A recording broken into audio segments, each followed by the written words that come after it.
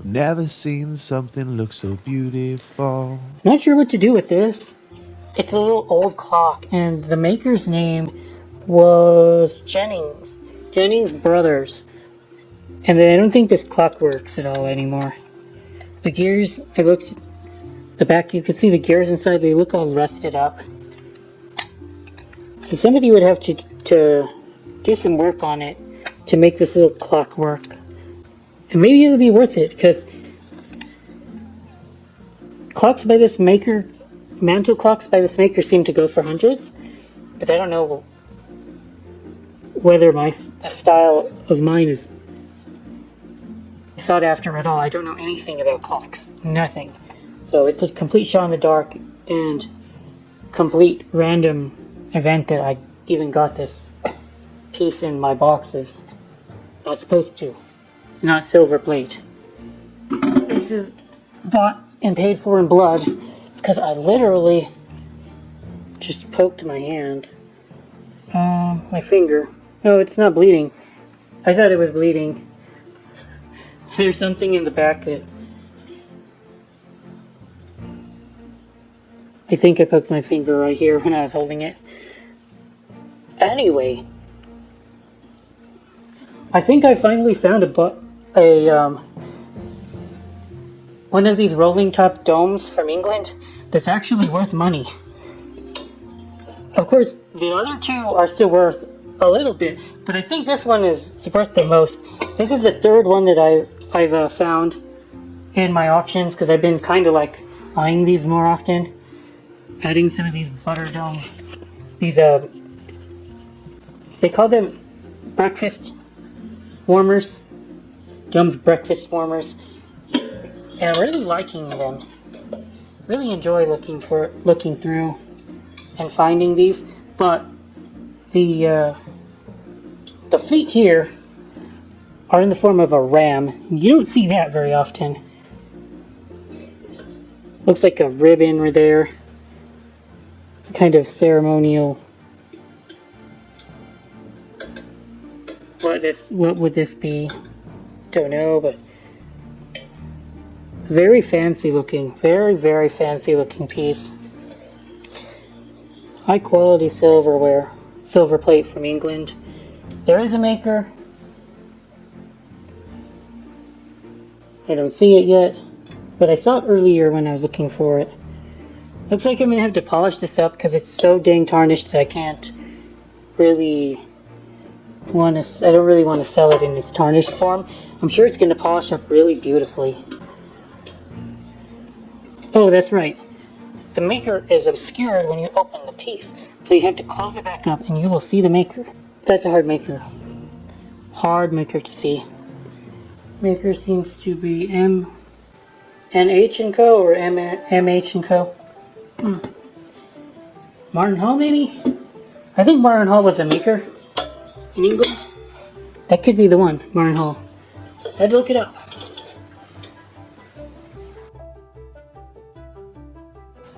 Nice teapot here. I think it's British as well, but you all should know I'm a real nutcase for aesthetic era. Check this piece out. There is tape here. I am going to have to remove the tape with some kind of anti-sticky measures. Usually I've been using dilute rubbing alcohol. It's been working great and I have no reason to stop now, but that means I can't open it right now, unfortunately. But look at the finial here. Look at that finial. Is it supposed to be like a griffin? Normal stuff from aesthetic era. These blocky geometric shapes, these of the legs and of the handle. All of this looks bright. Perfect example of American aesthetic, and perfect example of an American aesthetic maker, Derby. Derby was a good company back then. Going to have to polish it as well, so I'm going to be spending a little while polishing pieces. I think I'm going to polish the railroad pieces. I'm going to let the buyer decide if they want to polish that up. I don't think that the state of tarnish is going to affect the value in auction. I might be wrong, but I don't think it will. So let's see this teapot really quickly. Oh, you know what? I've seen this maker a lot. This is Sheridan. Holy shit, this is Sheridan, guys. Sheridan is a shit plate maker that made a lot of very basic pieces. So to see Sheridan like that make something of this quality, that's a surprise. To make sure, because sometimes I forget my makers, Sheffield. It's actually a mark of Sheffield, not Sheridan. They always do that. Always mix Sheridan with Sheffield. I don't know why I do that. Okay, well, Sheffield Silver Company of New York. Brooklyn, New York. So it's like it became a division of Reed & Barron in 1974. This is definitely pre-1974, that's for sure. I think this would be a fairly early example of their work. Get that finial. Inside looks fine. Okay, well.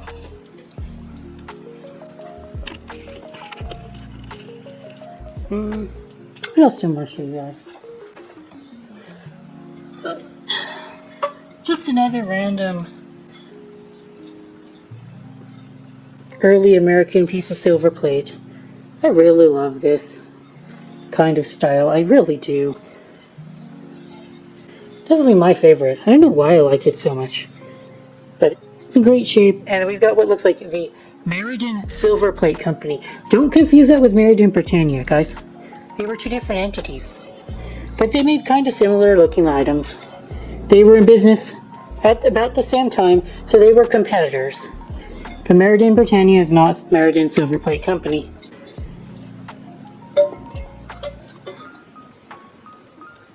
Just a random ass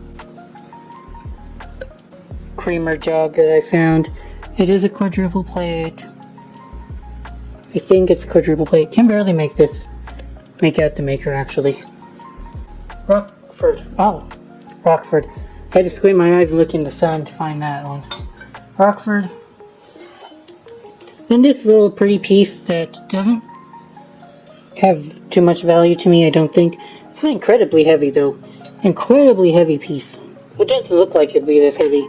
But it is marked silver plate in incredibly worn away letters that you can't even make out anything unless you shine the light. And you can just see the ghost of the writing at this point. All I can make out is silver plate at this point. 100% that this would have been made on copper as well. So I've got like a copper, 1 pound copper brick. I'd like to sell it. I think it would make some nice decor in somebody's home. So this little guy you see before you is called a Jardiniere. I've never actually won or found a Jardiniere, but I've been aware of what they are and their value. And these are basically centerpieces or decoration that people used to place on tables, I believe in France, and the style is very, very elegant and regal. A lot of the time they do have very scrolly,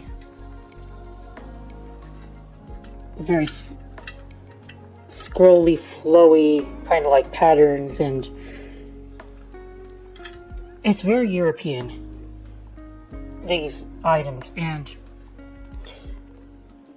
they can go for thousands of dollars. People still pay mega shit tons of money for Jardinières, and this one happens to be an 800 silver one. I went a little overboard. Well, I didn't really go too badly on this because it also had with it some more silver and one of the pieces was also a sterling Victorian perfume bottle, cut glass. I'm selling that as well. Hopefully I could get some decent amount for that. So this piece might be worth a bit more than I thought it was at first glance. It's a Victorian cut glass perfume bottle with a sterling silver top. It is hallmarked as English. There is a date letter. I'll have to figure out what the heck the maker is and when it was manufactured, but bottles of this time period seem to go for over $100, $200. I can see some people are asking for $500 or $800, and you can ask for whatever you want, but until it actually sells, then that's all you are doing is asking for something, and sometimes you don't receive. So ask and you do not always receive. Oh, see, this is why I don't put things like this at the edge of the table either, because that could have been a fail video. Anyway, now that I'm going to calm down and stop being klutz, I did get this from a sterling silver lot of this sold for pretty much scrap price. So anything above melt value from this lot I can get is a big win. So big win. I think I'm going to sell this on the sites Poshmark and Etsy, where I can hopefully find the greatest amount of women as potential customers. That's the strategy anyway. But this piece, I think I got this lot for somewhere around metal melt, maybe a little bit less than that. But it shouldn't be too hard to flip a Jardiniere. The maker is well known in Germany. Unfortunately, I don't know the metal weight because there is a metal liner here, and it's not budging. I don't think I can get it out of the piece without damaging it, so I'm just going to leave it alone, sell it as is. I tried to wrestle out the the liner, but yeah, it's not going to go. And sometimes people use these as planters. I don't know what mine would do. I think it's more like maybe for food, I guess. It could be used for food. And I think all in all I'm in around $300 for this Jardiniere, and I could easily see it going for double that price, even with a soft market, hopefully. These are kind of an enigma to me. I've kind of been able to put a general date on these pieces, but I have not been able to put a country on them. And unfortunately, without a maker's mark, I don't think we'll be able to put a maker on them either. So I took a gamble on these, and I thought that there could be a possibility that these handles were actually silver. And the pictures that the Goodwill provided, they gave me pretty good hope. Because a lot of the time with these kinds of silverware, when they are actually silver, there's kind of like a thin layer of silver. They're called silver-handled blades. The silversmith would have been able to kind of like hammer the silver together in order to form these handles. They're kind of like a thinner layer of silver, thicker than plate, but it would have been kind of like a thinner layer, and I expected they would have done this by hand, but apparently they are not actually silver. They're in fact silver plate. The pictures that they provided me didn't really show the press on these pieces, but some of these handles you can see more clearly.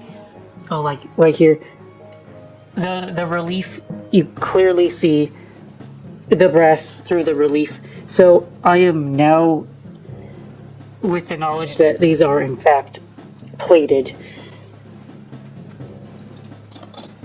But what confuses me is why there's no maker's mark, because I would have expected these pieces to be proudly marked with the maker's mark. Unfortunately, we do not have that. And this style seems to indicate a possibility of French origin, or perhaps Italy. But somebody on Reddit gave me another possibility, and I'm not sure if I agree with it yet. But this is 1920s American, that they were trying to mimic European styles. And what we seem to have is some form of Art Deco. Definitely some kind of Art Deco going on here. And I'm in $87 for these 24 pieces. So that's what, like $3 a piece? A little bit more than $3 a piece.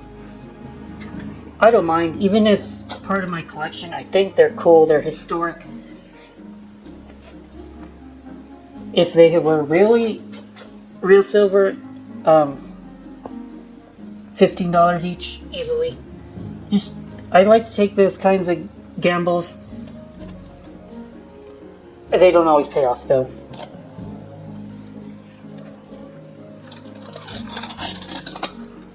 But they're very pretty pieces. They're very pretty.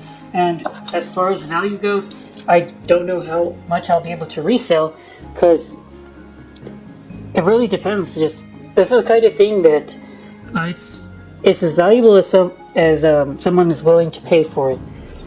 And that might be nothing, or that might be $10 a piece. That might be, I don't think they'd go more than $10 a piece, but yeah, whatever someone is willing to pay for it. This past weekend, I spent a lot of time polishing up these Baroque by Wallace pieces, these Baroque by Wallace tea pieces, and I'll show you guys these pieces really quickly. So normally I don't have a whole lot of luck with these buffet servers and chafing dishes, but I did make an exception. This has been sitting in my store for 3 years actually. It's Baroque by Wallace. So Baroque by Wallace is one of the most premier silver plate patterns out there. It still sells pretty good. It is worth trying to sell if you can find some out in the wild. I would highly suggest that you pick it up. Baroque by Wallace commands at least 5 times the price of regular silver plate. It's only going for scrap at $2 a pound. You can usually unload Baroque by Wallace for like $10 a pound. So if you got like a 2-pound teapot, you're going to get at least $20 for it. Probably more, closer to $50. But anyway, this is a Baroque by Wallace casserole server, and it had been sitting in my store for years, so I gave it a polish this weekend, and it polished up pretty nicely. I have no complaints, really. There's a little bit of pitting still on the inside, but I don't think a buyer is going to be too pissed about that. It shouldn't be. It's not a huge deal. Not a huge deal. And then there's some irritating scratching here. I don't know how to get rid of this, but I'll just have to sell it the way it is, and hopefully my buyer isn't too pissed. There should be something like a liner here, but mine doesn't come with one. The liner would be something like Fire King, or what's that other maker that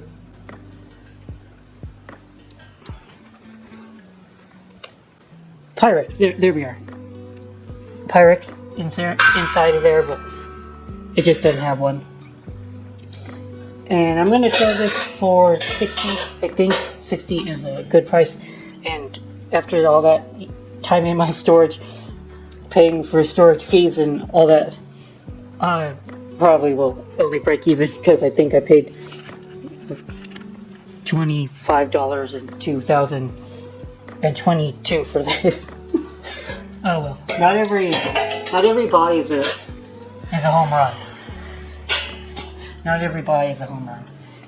And here I have also some Baroque by Loss, but we got the big boy, the Butler tray. So here it is. It probably took me about 2.5 to 3 hours polishing the entire setup, and it turned out pretty good. I would think so. It's definitely ready for sale now. And it's probably going to take me another hour to 2 hours listing the set and boxing it up for shipment. So definitely a time investment in this tea set. But I did get it for $50 plus shipping, so I'm about in $80. And the value of this tea set is somewhere around $400.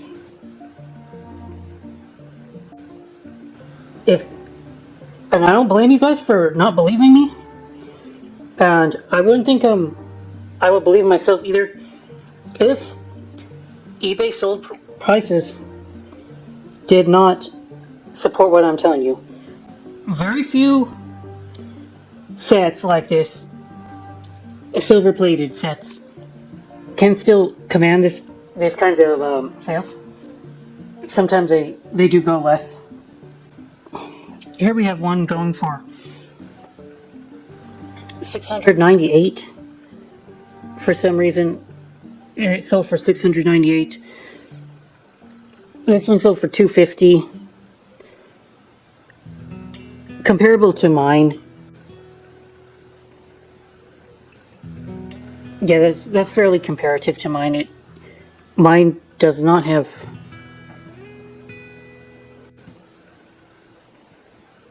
Huh. Like, maybe that's a waste bowl right there. Mine does not have a waste bowl. But yeah, $250, $300. So if you take my cost of labor at about $20 an hour, then after all said and done, I might profit around $50 to $100 if I can get this sold for $300. 300 minus 80 minus 100 minus eBay fees and taxes, that's probably another $40. So all in all, I did okay, but I had fun. I had fun doing this. I had fun bringing this tea set back from the brink of neglect, and hopefully somebody else will enjoy it. That's all I can ask for when I try to purchase tarnished tea sets and shine them up and relist them. So it's a side hustle. What can I say? I love doing it though. Alright, so hope you guys enjoyed the video. There will be more content next month, I promise you. I'm not done yet. And thank you guys for watching. Good Marks Kids out.